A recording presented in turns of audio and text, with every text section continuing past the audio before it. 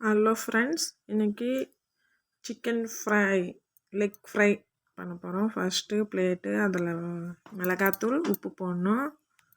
உப்பு போட்ட பிறகு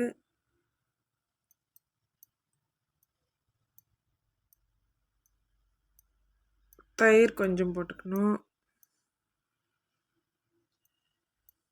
நம்ம பண்ண போகிறது 4 லெக் பீஸ். அதுக்கு தகுந்த மாதிரி மஞ்சத்தூள், அப்புறம் இஞ்சி பூண்டு பச்சை மிளகா மிக்சியில் அரைச்சிக்கிட்டு நல்லா, அப்புறம் கலரு அது கலர்ஃபுல்லாக போட்டாச்சு.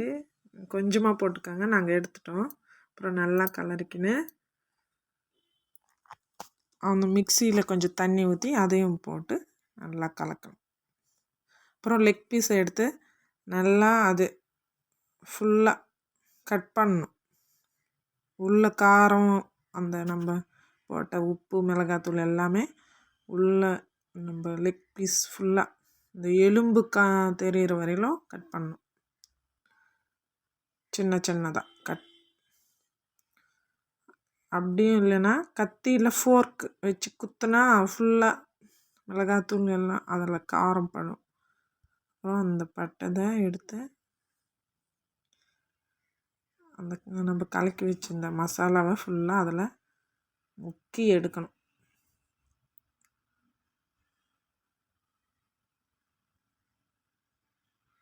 இருக்கிற பீஸையும் ஃபுல்லாக அதே மாதிரி கட் பண்ணி இந்த இதுவில் பிளேட்டில் நம்ம பாருங்கள், அது எப்படி இதுவாகிருக்குன்ட்டு.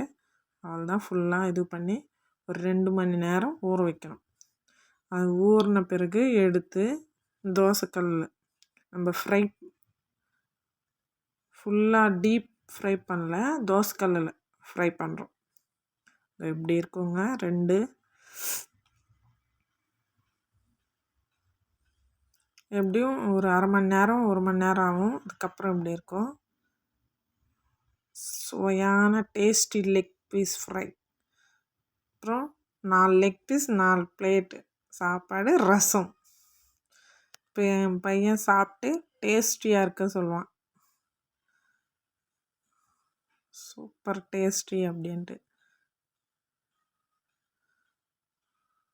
அது ஏன்டா கை அப்படி ஆட்டணுன்னு பார்த்து திரும்பியும் டேஸ்ட்டாக இருக்கு அப்படின்ட்டு